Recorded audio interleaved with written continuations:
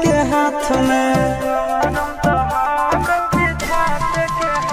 आगे जन्म से भले दोनों रहेंगे साथ में करम तो कभी घाट के हाथ में कन्हैया से मिल जाते हमारा तो मंगल तियल कान के है याद सोना मंगल तियल कान के जोड़ी है बनावल भगवान के दोष न है इंसान के है याद सोना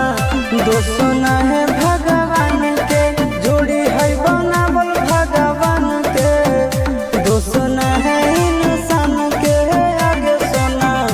दोष न है इंसान के।